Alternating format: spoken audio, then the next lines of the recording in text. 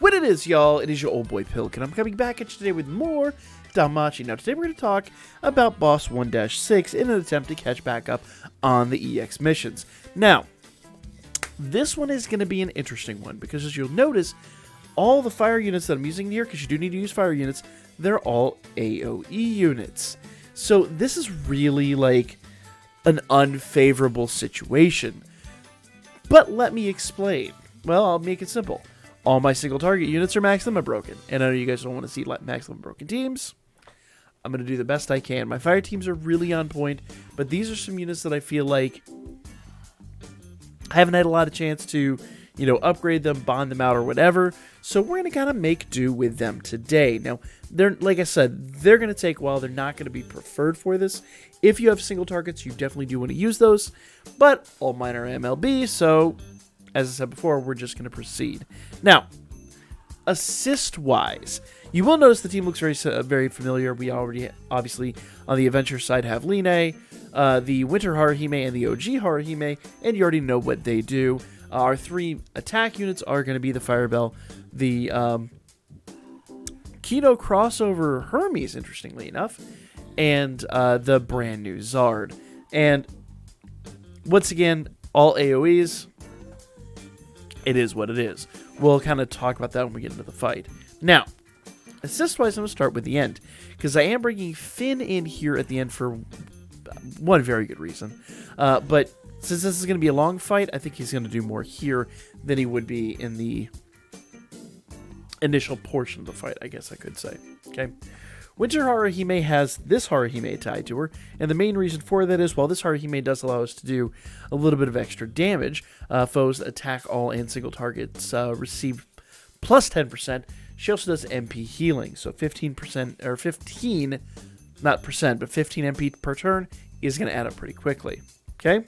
Now, Fells. I know Fells is max limit broken, but hear me out. Fells is a free-to-play unit. So, Fells is completely obtainable, completely max limit breakable in the event unit exchange. Or if Fells isn't there yet, I believe Fells should be showing up shortly, but I think Fells is already there. I'm not certain. But fire resist down 10% and endurance down 20%. We're really looking at that fire resist. That is the main thing. Okay? I'll also talk about Producer Hermes. Producer Hermes, another free-to-play unit. Fire attack damage 10%.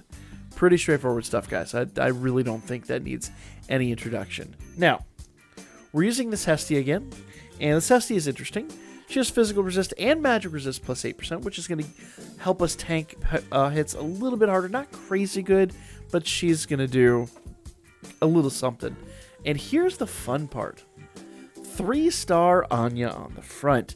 Now, I want you to pretend for a moment this unit is max limit broken, because when she's max limit broken, she does seal resist plus 100%.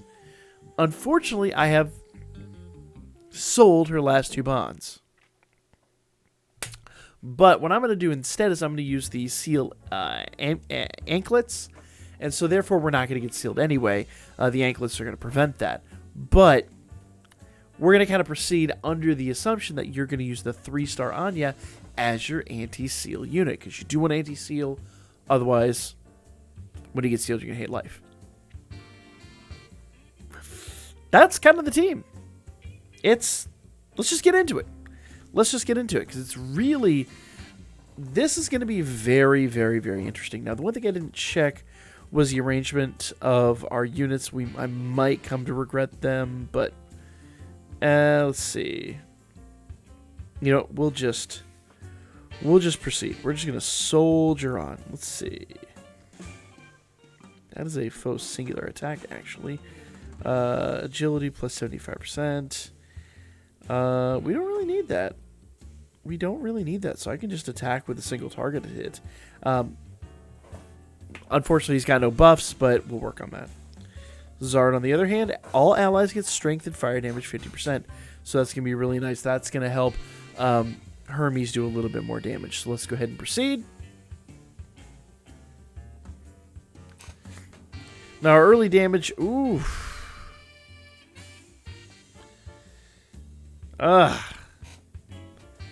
That is not good.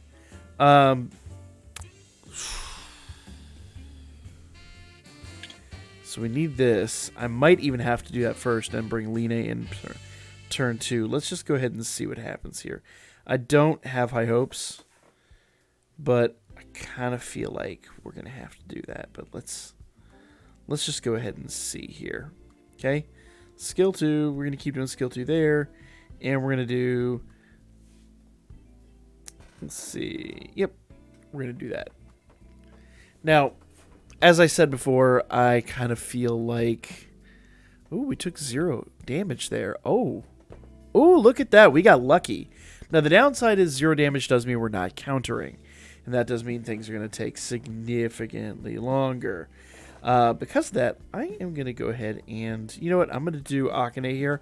Because at the end of this turn, Apollo is going to attack with an SA. And we need to make sure we have everything we need there. And we need her counter heals there too. Let's go ahead and do that, and that. Let's see. Let's just see. I would really love to get some healing out here.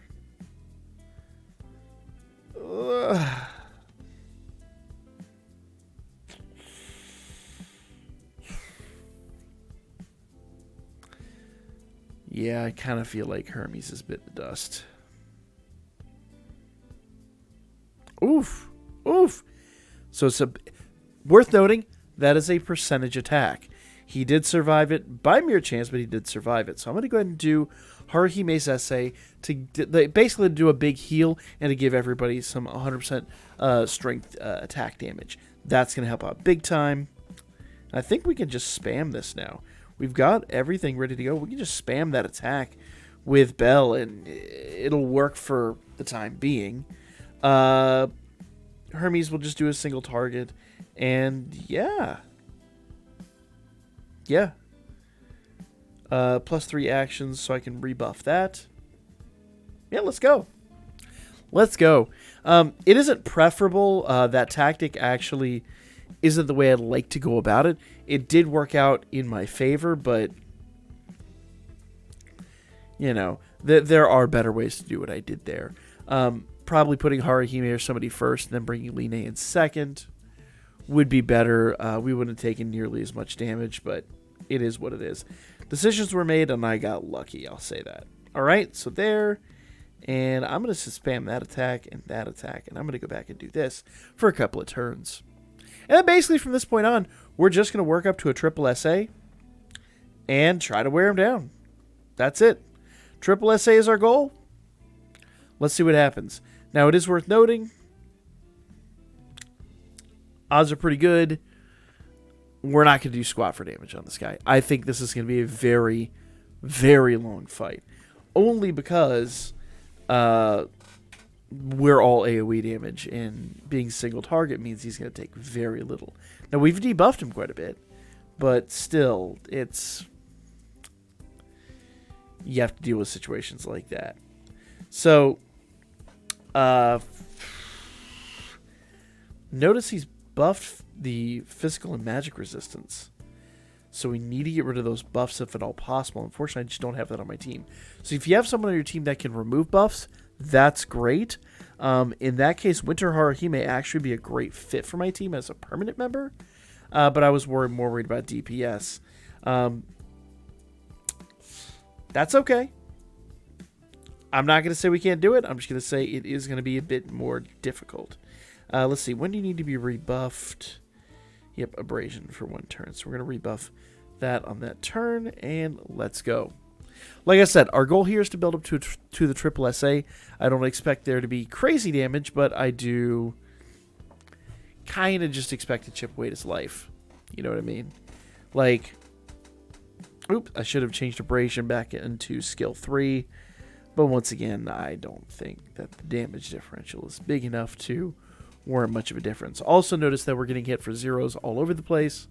And remember, zeros mean we're not going to be getting any counters. So, let's go back to that. And that. Let's go. So you'll notice now that the health bar really hasn't been moving. Like, the health bar is... We're on turn 9, and I don't foresee the end. In fact, we got 10 mil damage left to do. Let's go ahead and get to turn 11, see what the triple SA does. It kind of crossed that bridge when we come to it. Okay.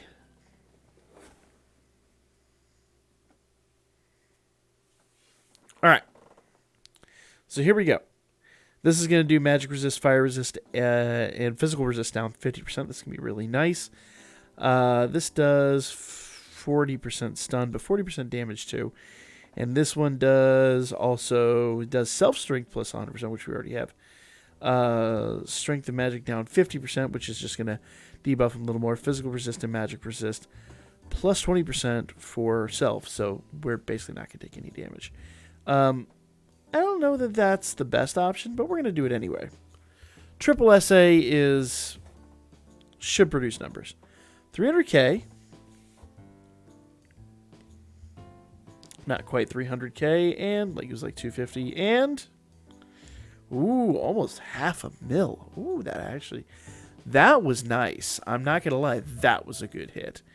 So let's see what's at the end of this and see if we can predict when this is going to end. Because it looks like Zard is our DPS, and it looks like Zard is definitely the one that we're going to be using to do all the damage here. But health is still crazy high. So I'm going to do that. I'm going to do that and that. Boom. Okay.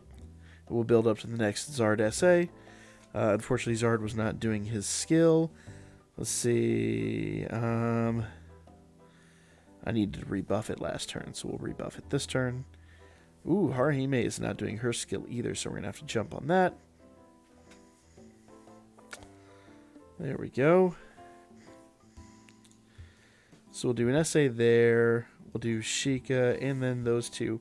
We'll just kind of do what they've been doing. Let's see what he does on his own.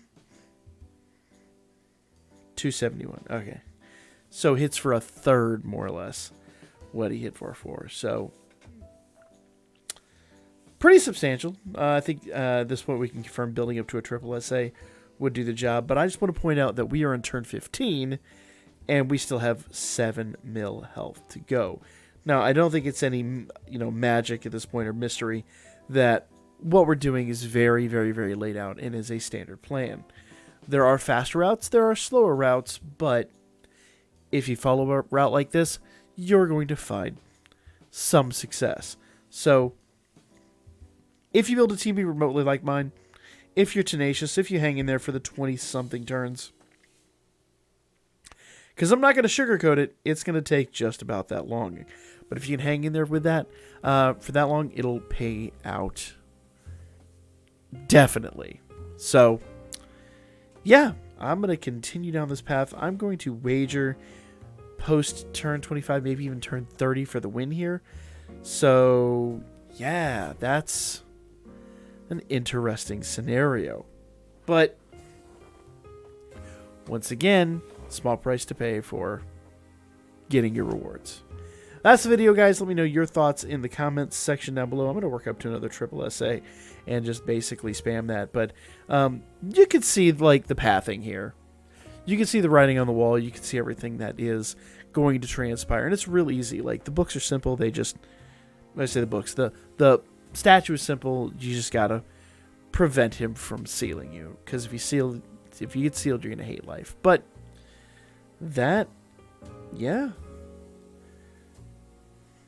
Let me get one more here real quick. Come on, you.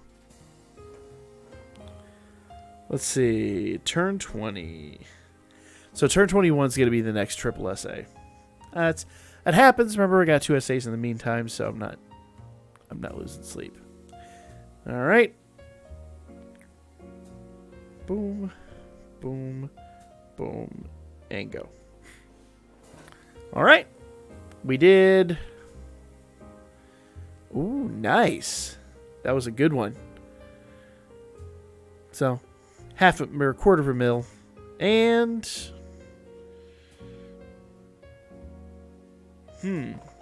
so there you go. Let me know your thoughts in the comment section down below. Like, comment, share. I'm gonna go soldier on and beat this one. I'll see you guys on the next video.